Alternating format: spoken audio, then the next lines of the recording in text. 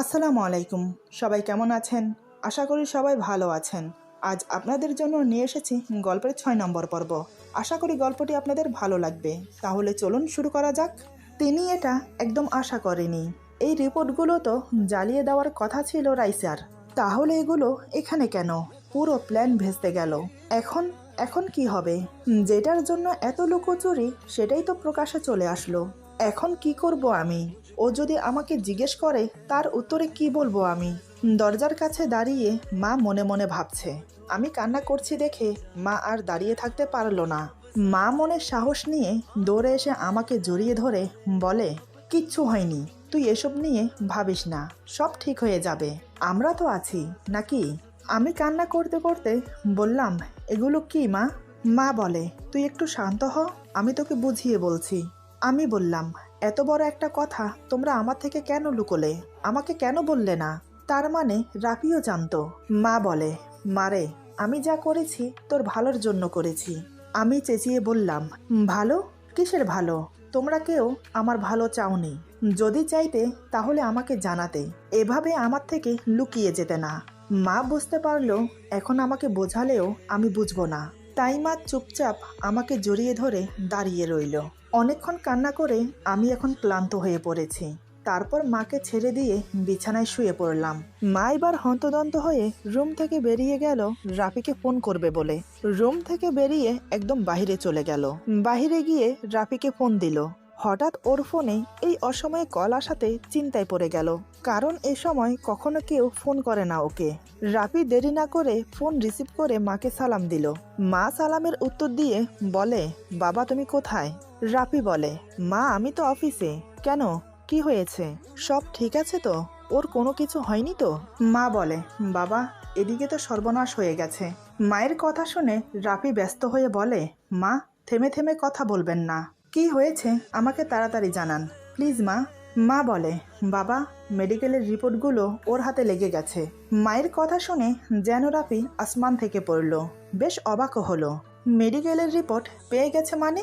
মেডিকেলের রিপোর্ট তো থাকার কথা না, সেগুলো তো পুড়িয়ে দেওয়ার কথা। রাইসা দায়িত্ব নিয়েছিল পোড়ানোর।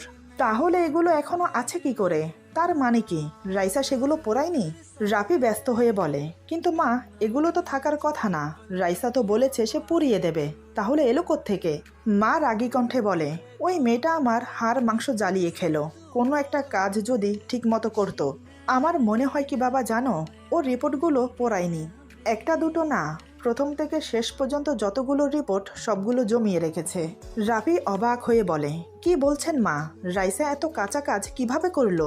মা বলে, আমি জানি না বাবা, এখন কি হবে সেটাও জানি না। ওর বাবাও এ সম্বন্ধে কিচ্ছু জানে না। এখন যদি দোকান থেকে এসে সব শোনে তাহলে কি হবে বুঝতে পারছো? রাফি বলে, কিচ্ছু হবে না, আমি এখনই আসছি টাঙ্গাইল। তবে মা প্লিজ, আপনার কাছে আমার একটাই অনুরোধ, আমি না আসা পর্যন্ত ওকে চোখে চোখে রাখবেন। এক সেকেন্ডের জন্য ওর পাশ থেকে নড়বেন না। খুব জেদি কিনা, তাই খুব ভয় হয় যদি কোনো কিছু করে ফেলে। মা আপনি যে করেই হোক ওকে চোখে চোখে রাখুন, আমি আসছি। এই বলে রাফি ফোন কেটে দিয়ে বসের সাথে কথা বলে ছুটি নিয়ে বেরিয়ে পড়ে। আমাকে নিয়ে ওর খুব টেনশন হচ্ছে এখন, জেদের বসে কিছু করে না ফেলি। রাস্তায় জ্যাম থাকার কারণে প্রায় অনেকটা সময় লেগে গেল আমাদের বাড়ি আসতে। দুপুর 2টো নাগাদ আমাদের বাড়িতে এসে পৌঁছায়। এদিকে আমি কান্না করতে করতে তখন ঘুমিয়ে পড়েছিলাম, তাই কি হয়েছে না হয়েছে কিছুই বলতে পারবো না। রাফি হাতে একটা ফাইল নিয়ে ড্রয়িং রুমে এসে বসেছে মাত্র। ঠিক তখনই আমি ঘুম থেকে উঠে খোলা চুলগুলো হাতের মধ্যে পেঁচাতে পেঁচাতে রুম থেকে বের হই। আমাকে বেরোতে দেখেই রাফি চট করে উঠে দাঁড়ায়। পাশে বাবা মা দুজনেই বসে আছে। বাবাও কিছুক্ষণ হলো দোকান থেকে এসেছে। বাবা এখনো কিছু জানে না। এদিকে আমি রাফিকে দেখা মাত্রই থমকে দাঁড়িয়ে গেলাম। হাতের মধ্যে এখনো চুল পেঁচিয়ে মাথার উপর ধরে রেখেছি বাঁধার জন্য। আমি তো পুরোই অবাক, ও কখন এলো? আর একই অবস্থা হয়েছে ওর, চোখ মুখ শুকিয়ে কি অবস্থা। ওকে দেখে মনে হচ্ছে এই 2 সপ্তাহ নাওয়া খাওয়া ঘুম সব ছেড়ে দিয়েছে। চোখের নিচে কালির প্রলেপ পড়েছে। ওকে দেখে আমার বুকের ভেতরটা মোচড় দিয়ে উঠল। এদিকে রাফি আমাকে দেখে নিজেকে আর ধরে রাখতে পারে না।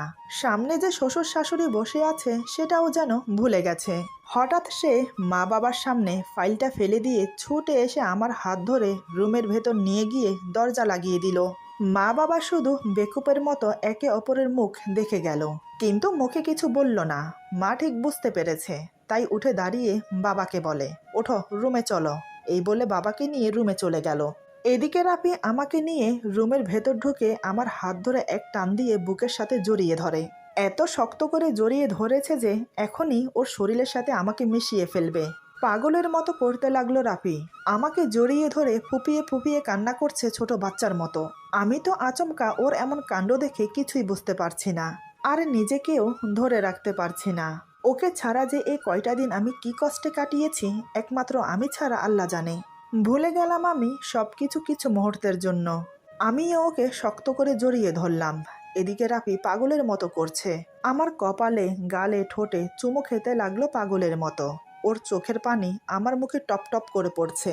কপালে গভীর চুমু দিয়ে আমার চোখে চোখ রেখে দুই গালে হাত বুলিয়ে নাকের ডগায় চুমু খেয়ে আমার ঠোঁটে ঠোঁট ডুবিয়ে দিল। এমনভাবে ঠোঁট জোড়া আঁকড়ে ধরল, মনে হচ্ছে কতকালের তৃষ্ণার্ত। বেশ কিছুক্ষণ পর ঠোঁট ছেড়ে দিয়ে আমাকে শক্ত করে বুকের সাথে জড়িয়ে ধরল। কান্না করছে সে। আমি কখনো ওর চোখে পানি দেখিনি। আজ ওর চোখে আমার জন্য পানি দেখে চিন্তায় পড়ে গেলাম আমি কি ওকে ভুল বুঝে ভুল করলাম? যা দেখেছি নিজের চোখে সেটা সত্যি নয়, কিন্তু কিভাবে নিজের চোখে দেখেছি আমি সেটা মিথ্যা হয় কি করে? ভাবনায় ছেদ পড়ল রাফির কথায়। রাফি বলে, কেন আমাকে ছেড়ে চলে এসেছো তুমি? তুমি জানো তোমাকে ছাড়া এই কয়টা দিন আমার কতটা কষ্টে কেটেছে? আমি নিরুত্তর, কিছু বললাম না। রাফি বলে, কি হলো, কথা বলছো না কেন? আমি তারপরও কিছু বললাম না। রাফি এবার আমাকে ছেড়ে দিয়ে আমার দুই চোখের পানি মুছে কপালে একটা চুমু দিল। এত কিছুর মাঝে ভুলেই গেছি রিপোর্টের কথা। হঠাৎ মনে পড়ল রিপোর্টগুলো বিছানার উপর বালিশের কাছেই ছিল। আমি এবার রিপোর্টগুলো হাতে নিয়ে ওর সামনে ধরে বললাম, এগুলো কি? এত বড় একটা কথা তোমরা সবাই মিলে আমার থেকে লুকিয়েছ, কিন্তু কেন? আমাকে বললে কি এমন ক্ষতি হতো? রাফি আমতা আমতা করে বলে, আরে আমি তো ভুলেই গেছি, তোমার নতুন রিপোর্ট এসেছে, চলো সেটা দেখবে। আমি বুঝতে পারলাম রাফি কথা এড়িয়ে যেতে চাইছে। আমি বললাম, একদম কথা ঘোরানোর চেষ্টা করবে না। আমি যেটা জানতে চাইছি সেটা আগে আমাকে বলো, তারপর অন্য কথা। রাফি আমার হাত ধরে রুম থেকে বেরিয়ে ড্রয়িং রুমে এসে মা বাবাকে ডাকতে লাগলো। রাফি বলে, মা আপনারা কোথায়? একটু বাইরে আসবেন, কথা আছে। এবার মা বাবা রাফির ডাক শুনে দুজনেই বেরিয়ে এলো। রাফি বলে, আপনারা বসুন। তারপর আমাকে বসিয়ে রাফি আমার পায়ের কাছে নিচে মেঝেতে বসে পড়ে। এটা দেখে মা বাবা দুজনেই বলে, আরে বাবা তুমি শুধু শুধু মেঝেতে বসছো কেন? উপরে উঠে বসো। রাফি বলে, না মা, আমি এখানে ঠিক আছি। তারপর নিচে থেকে ফাইলটা উঠিয়ে মাকে বলে, মা এটা ওর নতুন রিপোর্ট। এবার আমি কথা না বলে থাকতে পারলাম না। আমি চেঁচিয়ে বললাম, কি হচ্ছে এসব? আমাকে কেউ বলবে? আমি যেটা জানতে চাই সেটা কেউ বলছে না কেন? এত বড় কথা আমার থেকে লুকোনো হলো কেন? এবার বাবাকে উদ্দেশ্য করে বললাম, বাবা তুমি নিশ্চয়ই সবই জানো, তাহলে তুমি আমাকে বললে না কেন? বাবা তো অবাক হয়ে তাকিয়ে আছে। আমি কি জানতে চাইছি সেটা বাবাও জানে না। বাবা বলে, তুই কি বলছিস আমি কিছুই বুঝতে পারছি না মা। কি লুকিয়েছি তোর থেকে? আমি রাফিকে বললাম, তুমি তো সবটা জানতে, তাহলে কেন আমাকে বললে না? রাফি বলে, আসলে মানে হয়েছিল কি, ওকে আমতা আমতা করতে দেখে মা বলে, বাবা আর লুকিয়ে লাভ নেই, এবার বলে দেওয়াটাই উচিত হবে। রাফি বলে, কিন্তু মা। মা বলে, কোনো কিন্তু নয়, শুরু থেকে আমি বলছি। এই বলে মা বলতে শুরু করলো, আমাকে যখন পারুর বাবা বিয়ে করে নিয়ে আসে তখন পারু সবে মাত্র 6 বছরের একটা মেয়ে। যেদিন বিয়ে করে এই বাড়িতে পা রাখি সেদিন তোমার শ্বশুর আমার হাতে পারুর হাত ধরিয়ে দিয়ে বলে, এ হচ্ছে আমার একমাত্র মেয়ে। আমি এটা বলবো না যে আমার মেয়েকে দেখভাল করার জন্য তোমাকে বিয়ে করেছি। আমি তোমাকে বিয়ে করে এই বাড়িতে এনেছি এই পুরো সংসারের দায়িত্ব নেওয়ার জন্য। তার সাথে আমাদের বাপ মেয়ের দায়িত্ব তোমাকে নিতে হবে। আমার মেয়েটা যেন কখনো মায়ের অভাব না বোঝে। সেদিন থেকে পারু আমার মেয়ে। কিন্তু কথায় আছে না, সৎমা নাকি কখনো আপন মা হতে পারে না। সৎমা যতই আদর করুক সেটা মানুষের চোখে পড়ে না। সৎমা যদি একটু ধমকায় বা বকা দেয় তাতেই সৎমা খারাপ।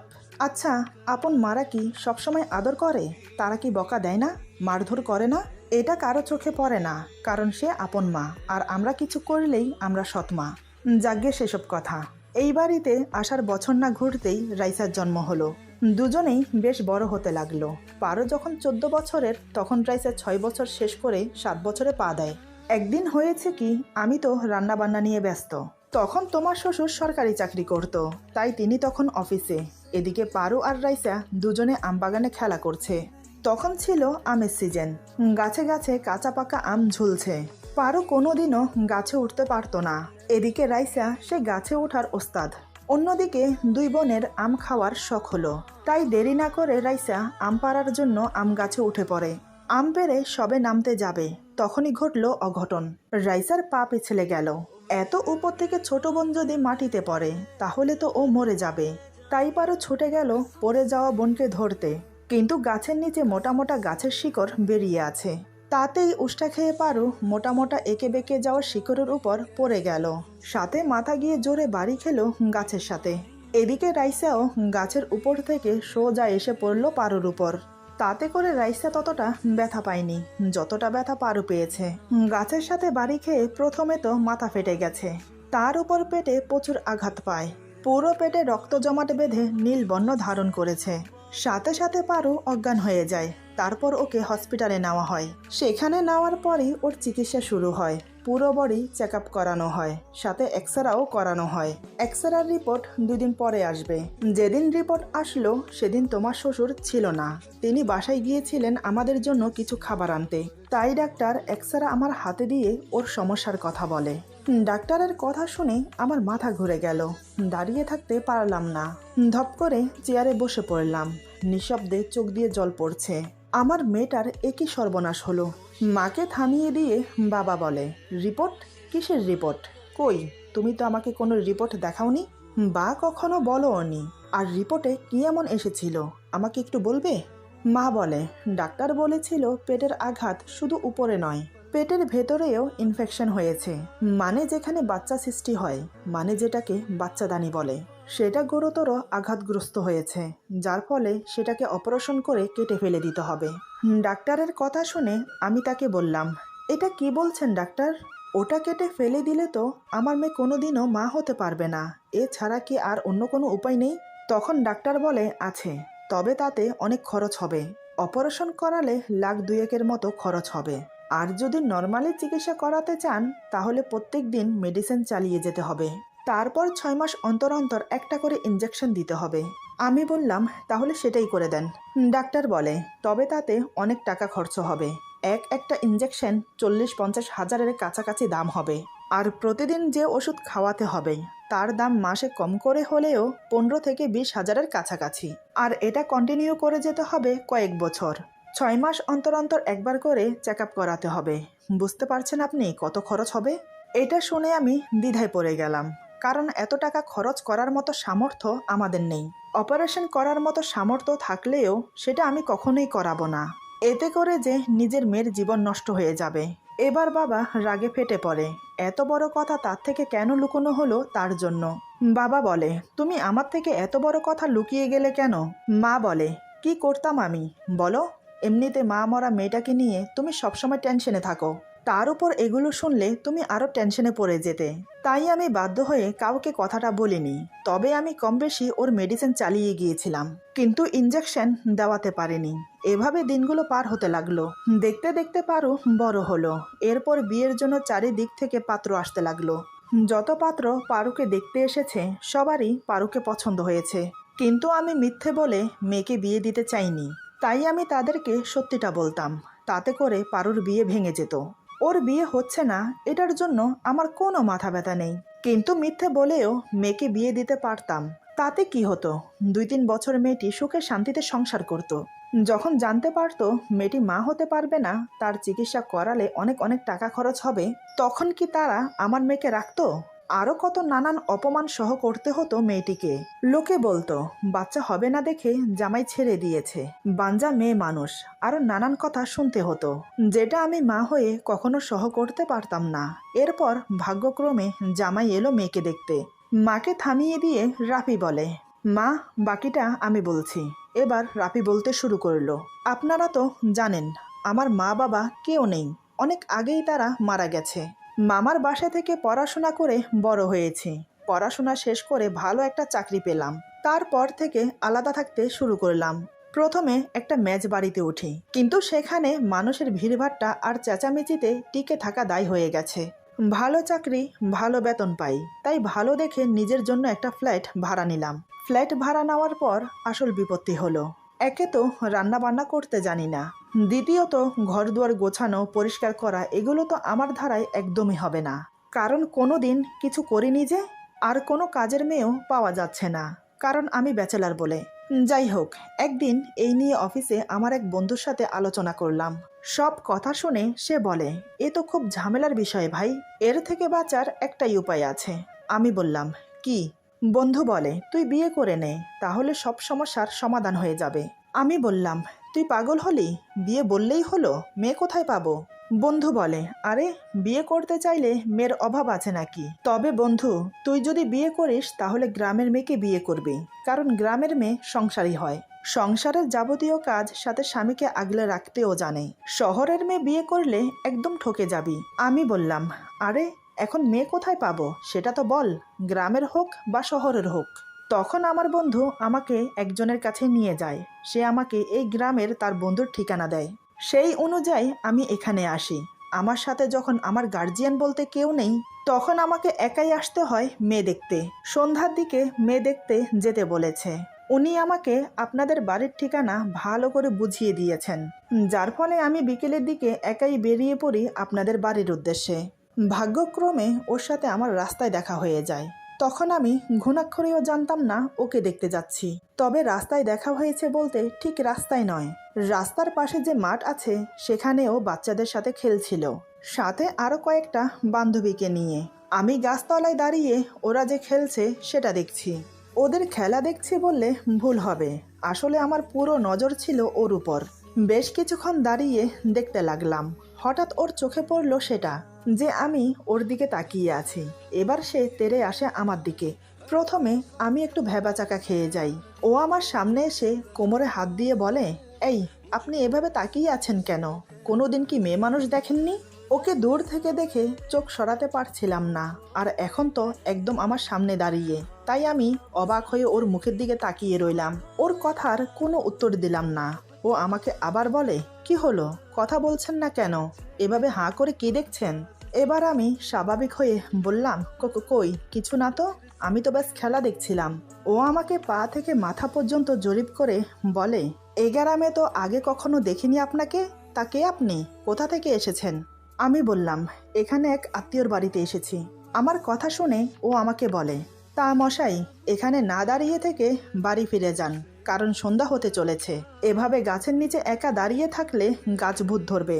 ওর কথা শুনে আমি মুচকি হেসে বললাম, গাছ ভূত? সেটা আবার কি, দেখতে কেমন? সে বলে, গাছ ভূত আছে কি না জানি না, তবে পেতেনি আছে, সে একবার ঘাড়ে বসলে আর ছাড়বে না। আমি হেসে বললাম, আচ্ছা তাই নাকি? সে বলে, হ্যাঁ তাই বলছি, বাড়ি চলে যান। এই বলে ওরা চলে যেতে লাগলো। আমিও দাঁড়িয়ে না থেকে ওদের পিছু নিলাম, কারণ আমাকেও তো সেদিকে যেতে হবে। ওরা চলতে চলতে একে অপরের সাথে কথা বলছে। ওদের মধ্য থেকে ছোট্ট একটা মেয়ে বলে, পারু আপু, লোকটাকে কি ভয় দেখালে না উল্লু বানালে, কোনটা? পারু মুচকি এসে বলে, দোনোটাই বানিয়েছি। মেয়েটি আবার বলে, আজ না তোমাকে শহর থেকে কে দেখতে আসবে? পারু বলে, হ্যাঁ শুনেছি তো, কোন গাধা নাকি আমাকে দেখতে আসবে। তাদের মধ্য থেকে একজন বলে ওঠে, তুমি শহরের লোকটাকে গাধা বলছো কেন? পারু বলে, গাধা নয় তো কি, শহরে কি মেয়ের অভাব পড়েছে যে গ্রামের মেয়ে বিয়ে করতে আসছে? ওর কথাগুলো শুনে মনে মনে হাসলাম। ও নিজেও জানে না যে আমি ওকে দেখতে আসছি, এমনকি আমিও জানতাম না। ওর কথা শুনে জানতে পারলাম আমি ওকে দেখতে এসেছি। ওর সরলতা দেখে আমার ওকে মনে ধরে যায়। তারপর এক সময় আপনাদের বাড়িতে আসলাম, ওকে দেখলাম, কিন্তু ও আমাকে দেখে চমকে ওঠে। ও বুঝতেও পারেনি আমি সে, তাই লজ্জায় মাথা নিচু করেছিল। আমি যখন আপনাদেরকে বললাম যে মেয়ে আমার পছন্দ হয়েছে, আমি ওকেই বিয়ে করতে চাই, তখন মা আমাকে আড়ালে নিয়ে গিয়ে ওর ব্যাপারে সব কথা বলে। সব শুনে আমি মার কাছে রিপোর্ট চাইলাম। মা আমাকে নির্দ্বিধায় রিপোর্ট এনে হাতে দিল। রিপোর্টগুলো উল্টিয়ে পাল্টিয়ে আমি দেখে আবার মায়ের হাতে ফিরিয়ে দিয়ে বললাম, আপনি চিন্তা করবেন না, আমি ওকে বিয়ে করব, আর ওর সব কিছুর দায়িত্ব আমার। ওকে দেখতে এসে কথাবার্তা বলতে বলতে রাত হয়ে যায়। প্রায় রাত 9টা বাজে। এবার আমি আসতে চাইলে মা আর আপনি আমাকে আসতে দেননি। এত রাতে ঢাকায় ফেরা ঠিক হবে না এই বলে আপনারা আমাকে জোর করে রেখে দিলেন। আমার জন্য খাওয়া দাওয়ার ব্যবস্থা করলেন। রাতের খাওয়া দাওয়া শেষ করে আমাকে আমার রুম দেখিয়ে দিলেন। আমি রুমে গিয়ে জানালা খুলে জানালার পাশে বসলাম। বাহিরে অন্ধকারে ঝিঝি পোকা উড়ছে। অন্ধকারের মাঝে তা দেখতেও ভালো লাগছে। আমি জানতাম না যে এই দিকটায় আপনাদের কলপার। কিছুক্ষণ পর পারু প্লেট ধুতে কলপারে আসে। সাথে করে একটা হারিকেন নিয়ে আসে। তার আলোতে ওর মুখটা আরো মায়াবী লাগছে। এই বলে অতীতে ডুব দিল রাফি। আমি যখন কলপারে প্লেট ধুতে যাই তখন রাফি আমাকে দেখে। আমি জানতাম না রাফি আমাকে দেখছে। আমি কোমরে ওড়না বেঁধে প্লেট ধোয়ায় মন দিলাম। বাইরে তখন খুব বাতাস বইছে। তাতে করে আমার মাথার ছোট ছোট চুলগুলো উড়ে চোখে মুখে এসে পড়ছে, যার ফলে আমার প্লেট ধুতে সমস্যা হচ্ছে।